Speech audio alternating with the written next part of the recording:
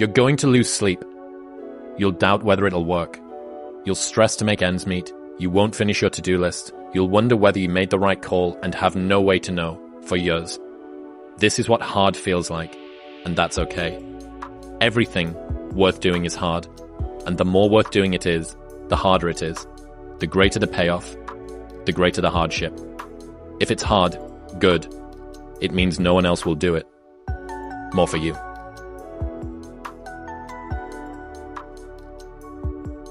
Start with action and make small promises to yourself that you don't break. If you had a friend and every single time that you and your friend decided that you were going to go out for dinner, that friend either showed up 2 hours late or didn't show up at all, you would stop trusting that person. That is the relationship that you have with yourself. You need to be able to trust your own word. And a lot of us don't, because life is very convenient and it is easy for people to not stick to the promises that they set themselves, because our ability to be idealistic is always going to outstrip reality's ability to deliver that to us. As soon as you posit an ideal, you then begin to compare yourself to that ideal. And true hell is when the person that you are meets the person that you could have been. I think a lot of the pushback that I got from the people around me, some of the people around me, was your behavior is throwing my behavior into sharp contrast. And, this is the lonely chapter, right? This is why the movement away from your existing friend group. This is Neo, you've already been down that road, you know where it leads, you know you don't want to go there. It's all of those things. Reminder that if you want to be exceptional, you're going to be different from everyone else. That's what makes you exceptional. You can't fit in and also be exceptional. Both have discomfort. When you fit in, you have internal conflict because you're not being 100% you. When you're exceptional, you have external conflict because everyone sees you as different. Pick one. When your friends start to say, you've changed, remember it's because they don't know how to say, you've grown.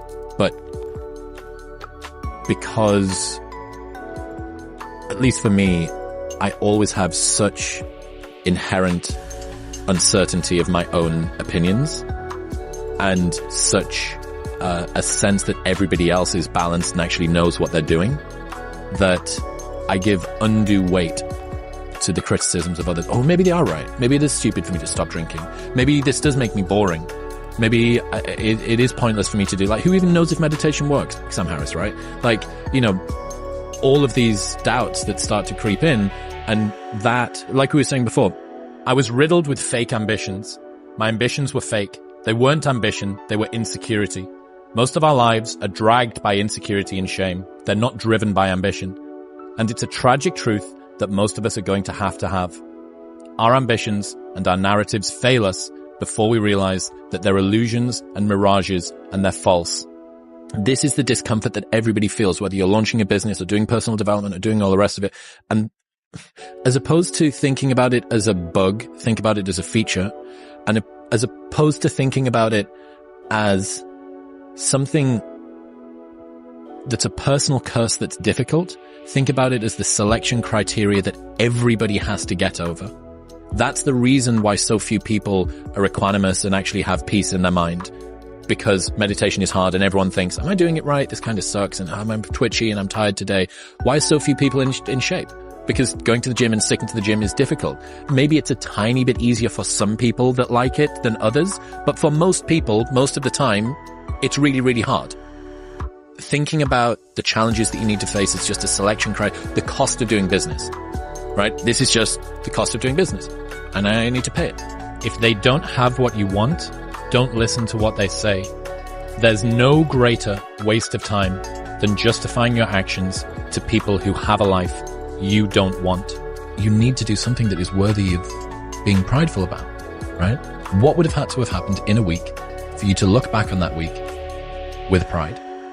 Okay, maybe stop breaking promises to yourself. When you say, I'm going to wake up tomorrow at 7 a.m., and when the option comes to hit the snooze button, don't do it. There's one win that you've got for the day. That's action, right?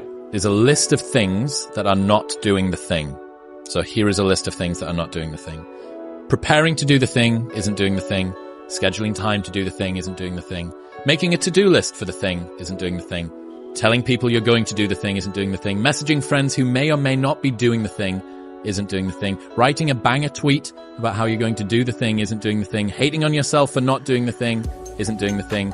Hating on other people who have done the thing isn't doing the thing. Hating on the obstacles in the way of you doing the thing isn't doing the thing. Fantasizing about all of the adoration you'll receive once you do the thing isn't doing the thing. Reading about how to do the thing isn't doing the thing. Reading about how other people did the thing isn't doing the thing. Reading this essay isn't doing the thing. The only thing that is doing the thing is doing the thing. And I love this insight. Ambition is when you expect yourself to close the gap between what you have and what you want. Entitlement is when you expect others to close the gap between what you have and what you want. So I learned about this idea called the region beta paradox, right? So the region beta paradox, imagine that if you were to go a mile or less, you would walk it. And if you were to go more than a mile, you would drive it. Paradoxically, you would go 2 miles quicker than you would go 1 mile. So that means that sometimes worse situations can be better than better situations. And this is an issue when if you only decide to act after you cross a certain threshold of badness or whatever, you can end up being stuck in region beta. So for instance, the friend that should leave his job really, really needs to leave his job, but it's just about passable. His boss isn't that much of a dick. Maybe the benefits are okay or whatever. Or the person that's in a relationship with someone that they really don't want to stay with and it's not that brilliant, but it's not that bad. They don't abuse them. Everything's okay. The person that stays in an apartment that's got some mold on the ceiling, but it's not too much mold and whatever. All of these people would be better off if their situations were worse because it would galvanize them into actually doing something. You understand what I mean? Yeah, I do. You can get stuck in this chasm of comfortable complacency that sits somewhere in the middle. If things are good, great, no problem. If things are bad, great, activation energy to go and make them good. If things are just about passable, you end up being comfortably numb.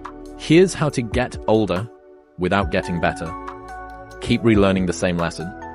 If you keep making the same mistake over and over, the mistake isn't the problem. You are. And now the bar is set so low. Goggins said this in the episode with me, and it gave me chills when he said it. He was like, it's so easy to be successful nowadays because people are weak. Yeah.